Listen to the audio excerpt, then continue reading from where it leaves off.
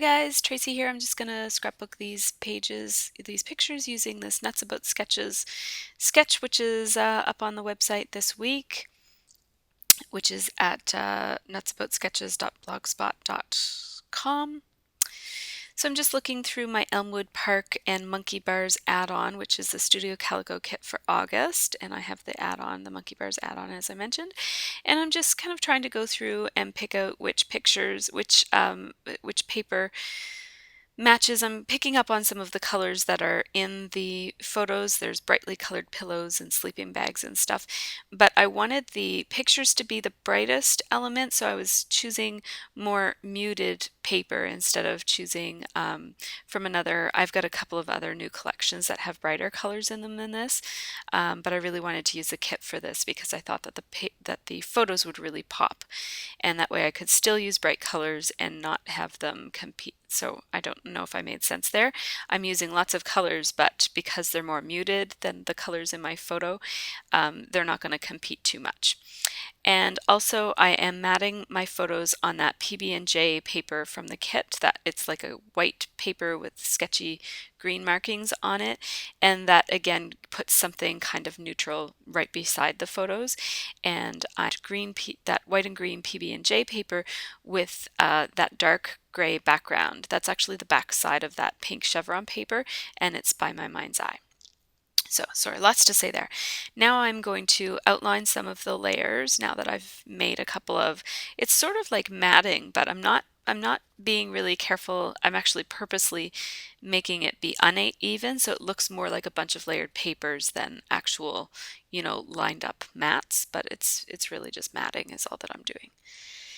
So I'm going to outline all of the various layers, which just helps the papers to stand out from the background and from each other. And I like to do that I like to do that all the time, but I especially like to do it when I'm using a variety of different papers. So I just use my Marvy 3-inch punch to punch out a piece of that cakewalk paper, also from the kit. And I'm following the sketch quite closely for this one as far as the layout goes, but I will change the title. And so I'm just outlining that circle. And I really love having a photo in the little cluster. I've done that before where, the little secondary cluster of embellishments has a smaller photo in it. And I just love that look. So I was happy that the sketch included that because I might not have thought to do that again. And that Remember tab is also from the kit. I don't know where it's from, but it came in the kit. I don't know what the manufacturer is. So that's my little box that I keep. It's like a planter that I keep tags and envelopes and little things that I want to use for layering. And so I just grabbed a couple of things like a paper bag and a vellum envelope and those Hambly screen prints. Those little tiny Hambly prints came from a previous Studio Calico kit, and I never even cut into them. So I was happy to get a chance to use at least one of them on this layout. They're good for layering and stuff, I just never think of them. So now I'm just going to put that little glassine, I think I called it vellum, it's a glassine bag, and trying to decide some of my layers, putting some tags in there and some envelopes, and I just I had already punched with my double scallop EK Success border the edge of that paper bag, and so I just cut that part off to use as a little bit of a layer. I didn't need the whole bag. And now I'm just kind of gluing things in place so that they line out I want them to line up so that little things are peeking out of all of the edges. It's been a while. This is sort of what I would consider my usual style of scrapbooking, but I've actually been getting away from my usual style for the past little bit, just kind of experimenting and trying new things, and so it's really nice to get back to the really layered look and playing and using so many supplies and stuff. It's just really fun. I'm just outlining that tab, and that tag is going to go on a little adventure, and it's going to end up being completely replaced at the end. So here I am, I'm thinking about what I'm going to do with this tag. It looks kind of white. So I start by spraying it with some plainish, I think it's called antique linen or something, Glimmer Mist. And then I really like the way that when it's really wet, if you splot some Mr. Huey's in it, they bleed and they look really cool. So I wanted to do that, but then that was an experimental tag. So I was just kind of checking, and now this is the actual tag that I've already outlined that was meant to go on the layout. And so that looks fine and stuff, except that once I put it on, it didn't look that great anymore. It looked kind of dirty or like it was a mistake or something. So then I thought, well, maybe I'll just mist it with the that's water cooler, by the way, that color of mist. And then I over misted it, and then it was too green. And then I realized, wait a minute, the background is green, and I'm going to be layering it on the green cardstock, so it's gonna blend in too much. But so anyways, while I think about that, this is what I often do is I distract myself. So I'm going to do something else for a while. I glued down some stuff and then I'm just like, no, that's not working. So I start all over again with a whole new tag and I outline it again and I leave it white and I really love the look of it white. So yeah. But you know, I'm glad that I tried that. I held on to the tag because I do like how it turned out. It just doesn't look good with this particular layout because this layout wasn't all that, like it doesn't have a messy, everything on it is kind of clean. And so I didn't want just one element to be so messy looking. So now I'm going to do some splatter, and I prefer, if I have the forethought, I like to do the splatter at the beginning, but I don't always know what colors I'm going to want to splatter or where I'm going to want it to go. The problem with doing that is you get a bit of a shadow of no splatter around the edges of things sometimes, and so that's why I went back and added a bit more splatter, just because there was a bit of a halo around my layered elements where no splatter had landed. So that's just the thing to keep in mind when you're splattering at the end. And then I did get some ink on my photo. You saw me. And here's the point at which I realized all my photos were upside down. I had put them on wrong. I mean, there's no real right up and down for these kinds of pictures because they were taken from above, but they just looked weird for me because I knew that I had taken it from that angle, so I didn't want them to be upside down. So now I'm just using glossy accents to anchor down my strings in the places where I just wanted them to fall naturally, but I didn't want them to flop around. I took half of the little flyer from the October Afternoon little flyers that were in the kit, and I just made it into a banner because I'm actually not a huge fan of flags. Like I like them and I use them, but I don't use them a whole lot. So I'll probably use the rest of those little flyers as just banners instead of flags. Now I'm just kind of trying to decide on, it seemed like that corner needed something else. It looked too much like a balloon, especially with that string hanging from it. So I wanted it to look like something else, so it didn't look too much like a balloon. So I put that little rectangular element. It just gives it a little less circular look to it. Added in a little layer of the already cut border punched paper bag.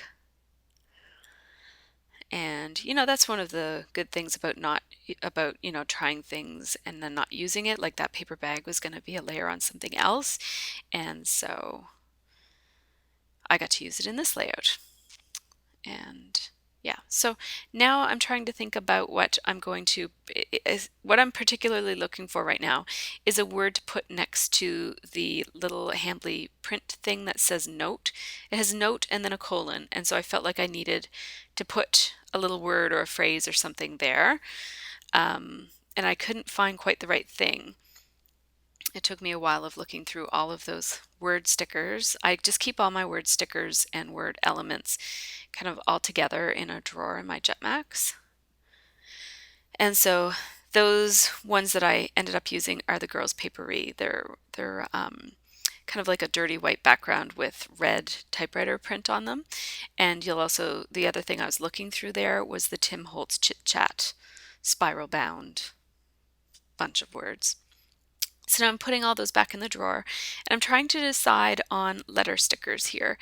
And I really like the look of those Tim and Beck orange stickers, but the orange I didn't want so much orange on this page.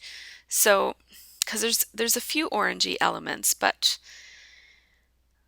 if I put the title in orange, it would really bring out the orange, so I didn't want to do that. I just grabbed a couple of washi tapes that I thought would match. And so I've got pink going on and I've got orange going on, and I kind of feel like I've got to commit to one or the other. So I wanted to go, so I didn't want to add more orange, is basically what I'm trying to say.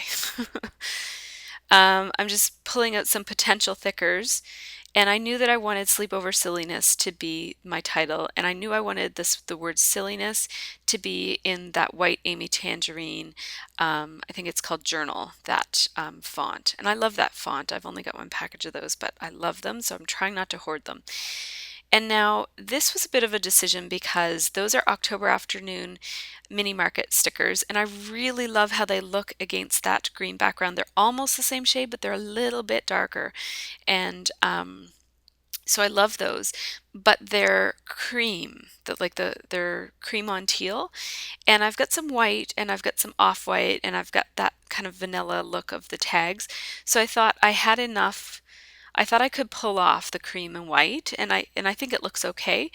Um, I don't always follow the rule of, like if you've got white, you shouldn't have cream because I don't I don't know. Like I don't know. Some people might think this looks awful altogether, but there's lots of yellowy, creamy tones in this anyways, and then like a lot of the papers do have white as their background, but I just think it looks okay. I don't know. I don't mind it.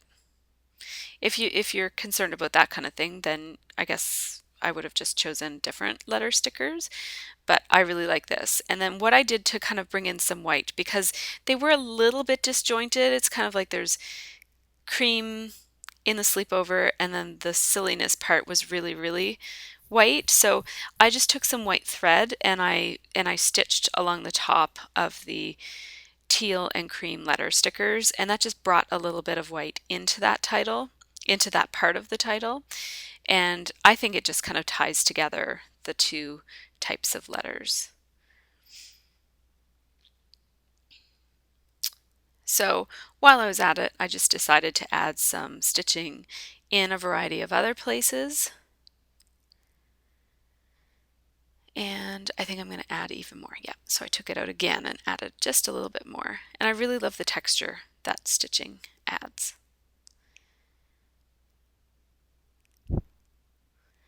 And then I was going to stitch on the photos, but it was too thick. My sewing machine wouldn't go through it. And that's one of the, downsides of having a small sewing machine is a bigger one probably would have powered right through that, but mine wouldn't. So too many layers to stitch. Putting some washi tape down there because I knew I was going to put another embellishment and I just wanted something to anchor it. And because I put washi there, I really wanted to put washi up here, but when I put it up there, it was just like too many different busy patterns competing, so I just decided to take it away. And I can't remember which of these I end up going with. Oh yes, I remember now. I picked the three little girls. And I cannot bring myself to do anything to these Studio Calico wood veneers. I just love them so much plain that I have only occasionally inked or sprayed them or changed their color just because I just love wood. Love, love, love plain wood. So I just left them all plain. Plus it's really quick. You can just glossy accent them on and you're done. And I usually find that the last thing I do is add the wood veneers. And so by that point, I'm just kind of like, oh, they look so nice plain, and I'm so ready to be done this that I just leave them. So here's the close-ups. Here you see that outlining and the stitching just really adds a little bit of detail to it. And you can see my spraying and all those layers.